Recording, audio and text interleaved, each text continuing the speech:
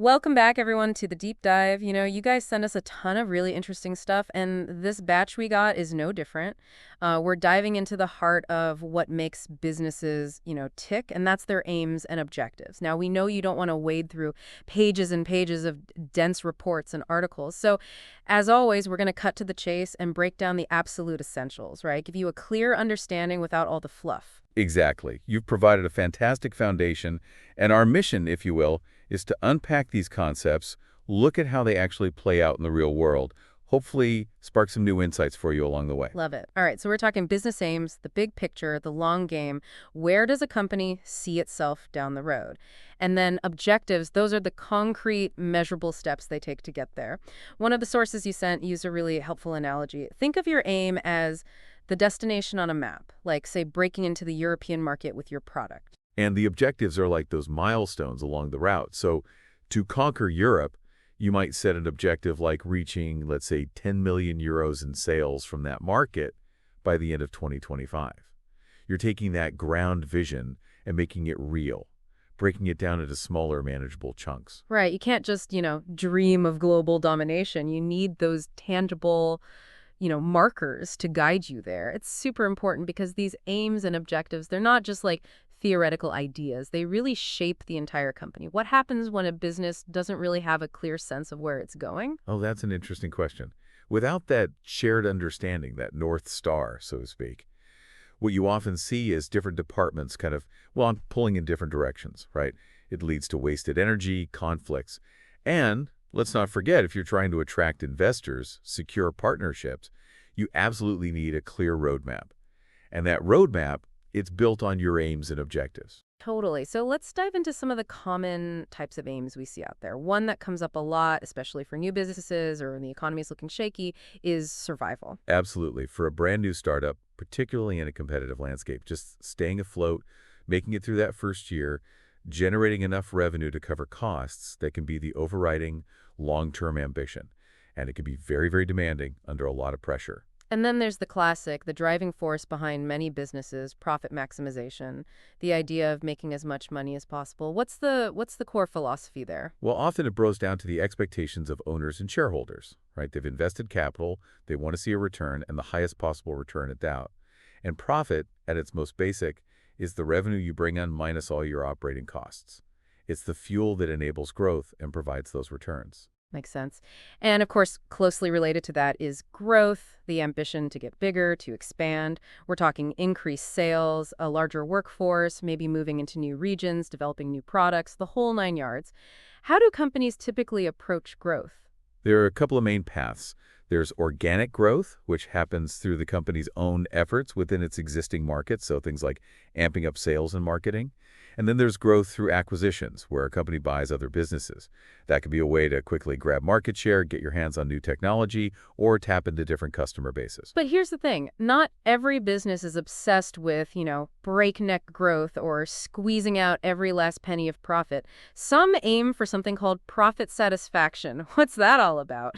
I think this is really interesting. For some business owners, especially those running smaller operations or family businesses, it's about making enough profit to live comfortably, maybe reinvest a bit in the business, but not necessarily going all out for maximum profit. They might prioritize other things like work-life balance, providing amazing customer service, or giving back to their community. It's a different set of values driving their long-term goals. We also see a lot of businesses focused on increasing their market share, basically trying to get a bigger slice of the overall market for their products or services.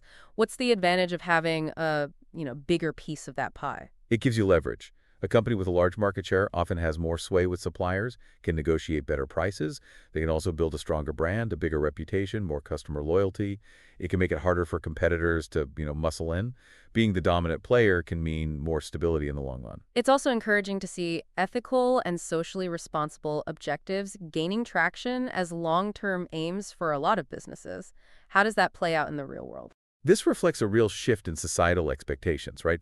People want businesses to be a force for good, not just for profit. So we're seeing companies commit to things like sourcing sustainable materials, treating workers fairly throughout their supply chains, shrinking their carbon footprint, or actively supporting their local communities. And it's important to remember that a business's primary aim can vary a lot depending on what kind of organizations is. Like public sector organizations, government agencies, their core aim is typically to provide a service to the public. Profit isn't the main driver there. Right, their success isn't measured in dollars and cents, but by how effectively they meet the needs of the people they serve, whether that's through healthcare, education, infrastructure.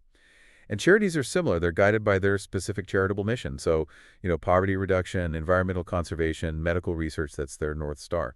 One last aim we see is sales growth, just a labor focus on selling as much as possible. What's the rationale behind prioritizing sales volume above all else? Often the goal is to achieve what we call economies of scale. It means that the cost of producing each unit goes down as you make more. So by selling in higher volumes, they can lower their per unit cost, potentially leading to greater overall profitability even if the margin on each individual sale is smaller. It's a long-term strategy. Okay, so we've got a sense of those different destinations, those aims, but how do businesses actually, plan the route and make sure they're on track? That's where objectives come in. And specifically the SMART criteria. Why is this framework so popular, so widely used? Well, it provides a very practical, a very effective way to translate those big, sometimes vague aims into concrete, actionable steps. It brings clarity and focus to setting goals, makes it way more likely that those long-term ambitions are actually going to be, achieved. So let's unpack each element of SMART. Starting with S for specific, what does that mean in practice? It's about being crystal clear about what exactly you want to achieve. So instead of a general goal like improve our marketing, a specific objective might be increase website traffic from social media by 25% over the next quarter. It leaves no room for ambiguity, tells everyone exactly what needs to be done. Then we have M for measurable, which seems pretty straightforward. You have to be able to track your progress. Absolutely. Your objectives need quantifiable targets so you can actually see if you're moving in the right direction and know when you've hit the bullseye. It almost always involves numbers. Reduce customer churn by 5% within 6 months, something you can actually, measure and assess. Right. A stands for achievable, and this is where businesses need to be honest with themselves about what they can actually accomplish given their resources. Yes, the objective should be a bit of a stretch, enough to, motivate the team, but it also needs to be realistic, taking into account resources, time frames, market conditions. Aiming for a 500% increase in sales next month with no extra marketing or staff, that's probably not going to happen. And setting unrealistic goals can actually be demotivating for everyone. Okay, R is for relevant, meaning that each objective needs to actually support those overarching aims we talked about. Everything working together, pulling in the same direction. Right. So if a company's stated aim is to become a leader in sustainability, setting an objective to cut costs by switching to environmentally damaging materials would be completely contradictory. The objectives need to be stepping stones, leading you towards the bigger picture. And lastly, T for time-bound. You need a deadline. Yes, a specific time frame creates urgency, gives everyone a clear target. So instead of just saying develop a new product feature, you'd say launch the new feature by the end of the year. That helps with planning, keeps things moving. One of your sources also added an extra A to SMART for agreed, emphasizing the importance of getting buy-in from the people who are actually going to be responsible for achieving these objectives. Why is that so important? Oh, that's a great point. When the teams, the people doing the work, when they understand and agree with the objectives, they're far more likely to be engaged, committed. It creates a sense of ownership, a shared purpose. Let's look at a concrete example to really solidify this. You sent us a case study about an online clothing business that wanted to boost their online presence and sales. One of their SMART objectives was to increase website sales by 15%, that's from 10,000 to 11,500 pounds per month within the next 6 months, through a targeted social media marketing campaign with a budget of 500 pounds a month. How does this stack up against the SMART criteria? It's definitely specific. Increase website sales. It's measurable. A clear target of a 15% increase from a specific baseline figure. It sounds achievable. 15% with a dedicated campaign and budget seems realistic. It's relevant. Boosting website sales directly contributes to their broader goal of growing online. And it's time-bound. They have 6 months to do it. A textbook example of a SMART objective. So the aims are the what you want to achieve, and the objectives, especially SMART objectives, are the how the roadmap to actually get there. And there's a hierarchy, right? Each well-defined objective should be a step towards that bigger aim. Absolutely. Think about planning a vacation. Your aim is that relaxing trip to Italy.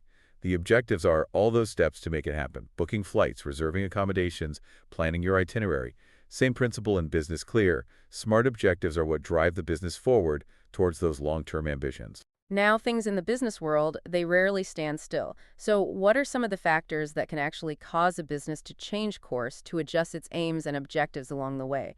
Your sources highlight both internal and external influences. Right. It's a dynamic environment. Internal factors are things within the company's control, while external factors are, well, largely outside of it. Understanding these influences is key to staying adaptable. Okay, let's start with internal factors. One of the most basic is resources. Of course, the amount of financial capital you have access to, the skills and size of your workforce, the technology you're using, even access to raw materials, all of this dictates what you can realistically achieve.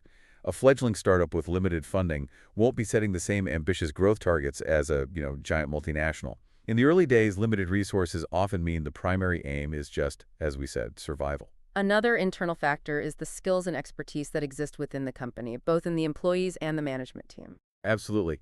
If your long-term aim is to, say, develop a cutting-edge tech product, but you don't have engineers with the right specialized knowledge, that's going to impact your objectives.